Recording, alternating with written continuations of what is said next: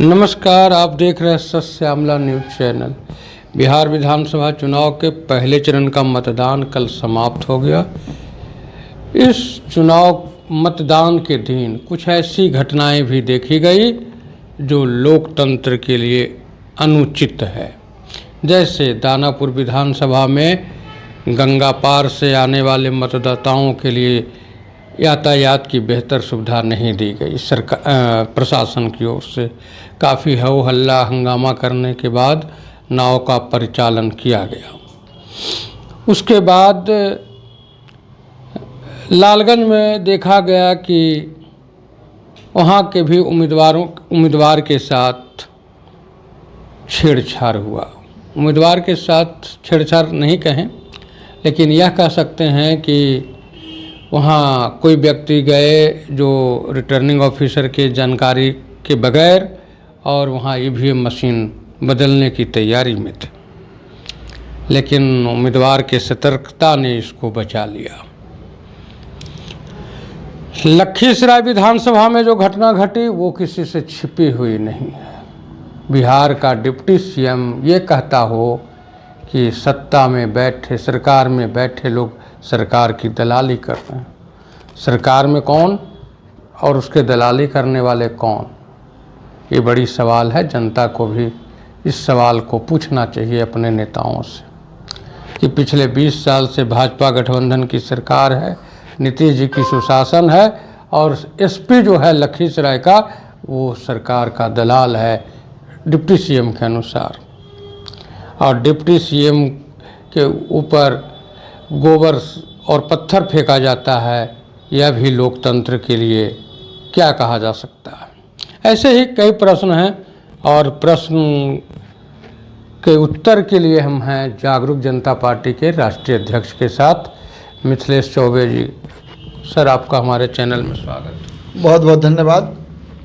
Sir, पहले चरण का चुनाव मतदान खत्म हो गया कल, कैसे देख रहे हैं आप इसको, जो छिटपुट घटनाएं हुई?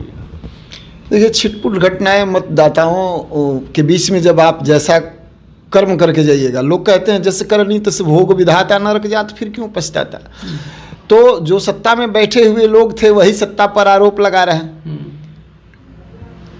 चाहे वो आप लखीसराय की घटना की बात कर रहे हो या मनेर में भी जो घटना हुआ उसके बारे में भी थोड़ा सा जिक्र कर ही लीजिए। स्थितियां जो है साफ है। जनता के साथ आप गलत करिएगा तो आपके साथ बर्ताव सही कैसे होगा। और छिटपुट घटनाएं जो हो रही है या जो आरोप लग रहे हैं, ईवीएम बदलने का आरोप हो या वोटर को बूथ तक पहुंचने के पहले ही प्रशासन के द्वारा उसको वेरीफाई करने की पूरी जो व्यवस्था सिपाही को करने के लिए या तो डायरेक्ट कह दिया गया हो और रोका जा रहा हो और नहीं तो प्रशासन अपने से करा हो, तो बिना कहीं से कोई गाइडलाइन का प्रशासन ऐसा करता नहीं है। तो यानी कि बेमनस्व की नीति भी जो है इस चुनाव आयोग में, इस चुनाव में देखने को मिला है कि बेमनस्व की नीति भी अपनाई जा रही है। तो ये छिटपुट घटना है उसके आधार पर होगी। जैसे आप आरोप लगाइएगा तो आपके ऊपर भी तो प्रतिकारात्मक कार्रवाई होगा ना, आरोप का जवाब तो मिलेगा आपको। वही घटना है। रिकॉर्ड मतदान हुए इस बार। हाँ, बिल्कुल। और दोनों गठबंधन के लोग ये कह रहे हैं कि अब बदलाव का मतदान है। भाजपा गठबंधन कह रही है कि हम 100 सीट, पहले चरण का 100 सीट जीतने जा रहे हैं। वहीं कांग्रेस के पवन खेरा ने कहा कि यह जो 64-65% वोट हुआ है वह बदलाव के लिए हुआ है। जब जब मतदान ज़्यादा होता है सत्ता का बदलाव होता है। इसको आप किस रूप में देखते हैं? बदलाव का जो अभी बयार बहा था, लगता है कि बदलाव होना चाहिए। अब परिस्थितियां चाहे 100 का दावा करने वाले लोग हों या जिनको अभी कुर्सी तुरंत मिलने जा रही है उनका, तो ये उनका अपना व्यक्तिगत आकलन है। हम जागरूक जनता पार्टी हैं, हम लोगों ने भी अपेक्षा किया है बिहार में बदलाव होनी चाहिए और इसी को लेकर के परिवर्तन यात्रा के तहत ही जो है जागरूक जनता पार्टी चुनाव के मैदान में थी। जनता ने क्या तय किया है वो तो ईवीएम में बंद हो गया है। रिजल्ट 14 तारीख को आएगा, सब लोग देख ही लेंगे। अभी इतनी जल्दी क्या है, ललायत क्यों है? अब परिवर्तन करना या न करना जनता के हाथ में था, अब है। 11 तारीख को भी जनता अपना परिवर्तन का मुहर लगाती है या यही सरकार चुन के लाती है, ये 14 तारीख को क्लियर हो जाएगा। इस पे घाई होने की जरूरत नहीं है। हाँ, लेकिन बिहार को परिवर्तन की जरूरत है। बिहार में भूखमरी, भीखमंगी, लाचारी, बेरोजगारी, बाढ़ युक्त बिहार है और पलायन युक्त बिहार है। अपराध घटा नहीं है। और प्रमाण के तौर पर लखीसराय में डिप्टी सीएम के साथ जो घटनाएं हुई वो आप सब देख सकते हैं कि लोग कैसे निर्भीक हैं और कैसे विरोध हो रहा है। तो अब उनको समझ में आ रहा है कि सरकार में बैठे हुए लोग दलाली कर रहे हैं सत्ता का। अरे डिप्टी सीएम जब यह बात कह रहा है, आरके सिंह देखिए 62,000 करोड़ का जो है एनडीए सरकार पर आरोप लगा रहे हैं बिजली घोटाला का। तो समस्या तो है, सारा प्रोग्राम जो है इनका मोनोपोलिटाइज प्रोग्राम है। मतलब एक सोची समझी रंजिश के तहत घोटाले हो रहे हैं, अपराध हो रहे हैं। आरके सिंह की बात करते हैं सर, तो आरके सिंह तो जिस समय प्रशासनिक नौकरी में थे उस समय में भी भाजपा के विरोधी थे, क्योंकि वो आडवाणी के रथ को, राम रथ को रोका था। जिस राम रथ ने आडवाणी को यानी भाजपा को सत्ता तक पहुंचाने में लाभान्वित साबित हुई, उस रथ को आरके सिंह ने ही रोका था। रिटायर करने के बाद भारतीय जनता पार्टी को क्या दिखी, शायद उनके वो कारनामे उनको प्राइज के रूप में इन्होंने देना चाहा तो प्राइज के रूप में मंत्री बनाए। लेकिन जैसे ही वो उनको मंत्री पद से हटा दिया गया, एमपी का टिकट नहीं दिया गया, फिर वो आग उगल रहे हैं, ऐसा लोग कहते हैं। कहाँ एमपी का टिकट नहीं दिया गया? वो तो 2024 में भोजपुर मैंने आरा लोकसभा से वो चुनाव हार गए। उसमें जागरूक जनता पार्टी का प्रत्याशी भी चुनाव के मैदान में था। इन्होंने अपने क्षेत्र में सेंट्रल के रेलवे का काम गिनाया इन्होंने, और नितिन गडकरी जी का जो सड़क का काम है, जो कि नेशनल हाईवे है या रोड चौड़ीकरण की प्रक्रिया है, पूरे भारत में एक्सप्रेसवे बनाने की जो व्यवस्था है, तो वो जो बिहार से गुजरा, किसी भी क्षेत्र से गुजरा, चाहे आरा के क्षेत्र से गुजरा हो या आपको यहाँ फतुहा के क्षेत्र से गुजरा हो, कहीं भी कोसी सीमांचल या मतलब ये पूर्वांचल उत्तरांचल जो भी, हाँ जो भी है, मतलब जहाँ देख लीजिए, तो भाई जाएगा तो ऊपर ऊपर हवा में तैर के तो नहीं जाएगा, वो तो किसी न किसी क्षेत्र से ही जाएगा। इन्होंने अपने क्षेत्र में प्रॉपर वे में अपने जो मद खर्चा करने वाली राशि होती है, अपने मद का, वो भी हाँ सांसद मद का भी पैसा खर्चा नहीं कर पाए थे, ये गिना रहे थे। दूसरा नंबर चीज़ था इनमें कि अफसरशाही था, जो मिनिस्टर और लीडरशिप की बात होती है वो नहीं थी। ये चुनाव जीते थे तो राजपूत के बल पर जीते थे और भारतीय जनता पार्टी के वोटरों के बल पर जीते हुए थे। ये कार्यकर्ताओं से मिलते नहीं थे। सड़क पर कार्यकर्ता माला लेकर के 400, 300, 200 के मात्रा में खड़े रहते थे उस दरमियान, और वहाँ गाड़ी नहीं रोकते थे। तो ये बहुत सारी इनकी जो है दिक्कतें थी। व्यक्तिगत तौर पर बहुत अच्छे आदमी हैं, स्वच्छ हैं, सच बोलते हैं, गलत का विरोध करते हैं। मैं सम्मान करता हूँ इन सब बातों का कि कम से कम कोई तो है जो सत्य बोलता हो और सत्ता में रह करके, उस पार्टी में रह करके उसको आईना दिखाने का काम करता है। कहा गया ना, कबीरा संगत साधु की नहीं, ये एक कहावत कही गई है, बहुत बढ़िया कहावत है कि मैंने निंदक नियरे राखी आंगन कुटी छवाए बिन पानी साबुन बिना निर्मल करे सुबह। तो वैसा इनका विचार रहा है। अब भारतीय जनता पार्टी वाले सोचे कि वो भ्रष्ट लोगों का प्रचार कर रहे हैं और स्वच्छ लोगों को घर पे बैठा के रखे हैं, तो ये जो है उनमें है। बाद बाकी उन्होंने अपने क्षेत्र में जिस तरीके की डेवलपमेंट की बात होनी चाहिए थी वो डेवलपमेंट नहीं किया। इनके हाथ में था वो विकास, लेकिन इन्होंने उस स्तर पर नहीं किया। चुनाव हारने का यही कारण रहा। बाद बाकी ये 2 बार तो चुन करके गए हुए थे ना हमारे यहाँ से, आरा लोकसभा से 10 साल रहे और बढ़िया मंत्रालय भी मिला। तो आरोप प्रत्यारोप अभी लगा रहे हैं, वो सही बात है। बहुत कुछ दिखे, सब में सब गुण नहीं होता है और गुण भी होते हैं। तो लीडरशिप के मामले में जिस तरीके की लीडरशिप होनी चाहिए, इनके पास डिटेक्टरशिप रहा, वही अफसरशाही वाला बात। चुनाव हारने का यही कारण, बाद में उनको यह फील हो रहा है, हो सकता है कि अब समाज सुधार की ओर और राजनीति की ओर कदम बढ़ाएंगे तो क्या होता है आम आदमी के साथ में मिलजुल करके काम करना, उनकी समस्या को सुनना, शायद उनको पता हो जाए अरे वो भूखमरी के समाप्त करने के लिए तो चुनाव नहीं लड़ रहे हैं, वो तो समाज को कुछ देना ही चाहते हैं और देंगे ही अगर उनकी मानसिकता और बेहतर होगी राजनीति के प्रति, तो ये बात है। राजनीति में तो सर सब समाज के विकास के लिए, समाज की सेवा के लिए ही आते हैं, लेकिन जब कुर्सी मिल जाती है तो उनके घरों से अरबों रुपया निकलता है। रात रात भर पैसे जलाने के बाद भी पैसे समाप्त नहीं होते हैं।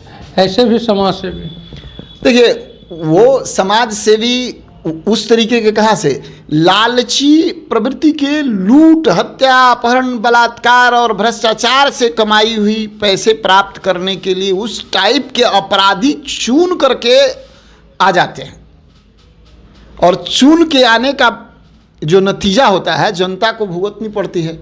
आप देखिए ना, जनता के लिए सारी व्यवस्था की, जाइए आपको वृद्धा पेंशन मिल जाएगा, आपको बूढ़ा पेंशन मिल जाएगा, विधवा पेंशन मिल जाएगा, आपको ये योजना वो योजना, कोई भी योजना कराने के लिए आप जाइए ना,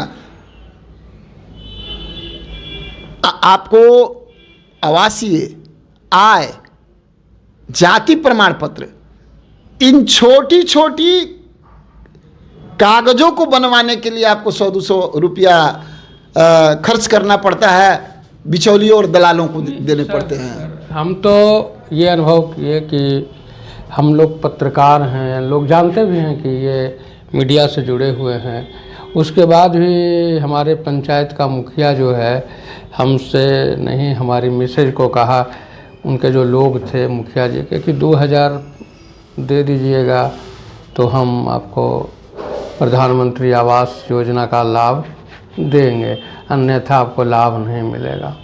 तो जब मीडिया वालों से भी, जो कि किसी दिन इस बात को वायरल कर सकता है, इतना निडर है यहाँ का जनप्रतिनिधि, वही बोल रहे हैं ना कि भ्रष्टाचार जन जन में फैली हुई है, तो उसी तबके के लोग चुनाव जीत करके जा रहे हैं और सरकार बनाने के लिए, सरकार को निर्भीक चलाने के लिए अपराधी तत्व के लोगों को टिकट दिया जाता है, स्वच्छ लोगों को नहीं, अपराधी तत्व के लोगों को टिकट दी जाती है और उनको जो है चुनाव जिता करके अपने पास लाया जाता है। इसमें एक दोषी नहीं है, दोषी कौन है? सब के सब भाई गोलमाल है। अगर परिवर्तन करना है तो स्वच्छ विचारधारा के लोगों को ले करके आनी होगी और जनता को भी स्वच्छ लोगों को चुनना होगा। इसमें जनता भी कहीं ना कहीं दोषी है, ऐसा नहीं कि जनता दोषी नहीं है। जनता तो सर पूरे हम कहते हैं ये कि ठीक है, अभी जैसे बात चल रही है, एक विधानसभा का नाम नहीं लेंगे, नहीं तो लोग कहेंगे कि ये खास पार्टी का विरोधी चैनल है। दोनों तरफ से, दोनों जो ग्रुप है गठबंधन, एनडीए हो चाहे इंडिया हो, दोनों तरफ से क्रिमिनल की पत्नी को सिंबल दिया गया। अब जनता ये कह रही है, दोनों के जो मतदाता हैं वो ये कह रहे हैं कि भाई यही है, उसको दे दें। उधर वाला ये कह रहा है कि इसको, अरे ये दोनों को मत दो, किसी और को दो। तो उसके लिए क्या कहते हैं कि ये तो वोट कटवा है।